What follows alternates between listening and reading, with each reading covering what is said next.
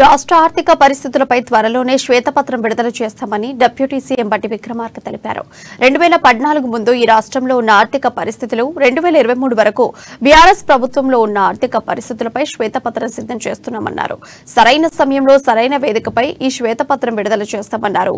10 ఏళ్ల బీఆర్ఎస్ ప్రభుత్వం ప్రజల ఆకాంక్షలను నెరవేర్చకపోగా ఉన్న స్వేచ్ఛని సైతం హరించిందని బట్టి మండిపడ్డారు.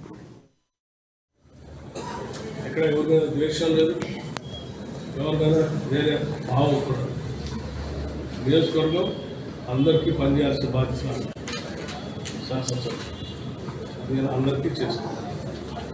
ఎవరు ఇబ్బంది పడాల్సిన అవసరం నిధులు నీళ్లు నియామకాలు ఆత్మగౌరవం వీటికోసమే తెలంగాణ సమాజం కొట్లాడి తెలంగాణ రాష్ట్రాన్ని తెచ్చుకోవడం లేదు.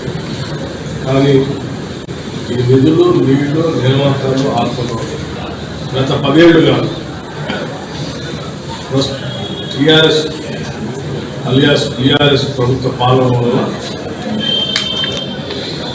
ప్రజలకి అందుబాటులో రాకపోవటం, ఉన్న స్వేచ్ఛను కూడా కోల్పోవటం, వనరులన్నీ కూడా వినియోగం కావటం, పాలన అంతా కూడా అస్తవ్యస్తం కావటం, సంపద అంతా దోపిడీ గురి కావటం, వ్యవస్థలన్నీ నిర్వీర్యం కావటం గత 10 ఏళ్ళుగా తెలంగాణ రాష్ట్రం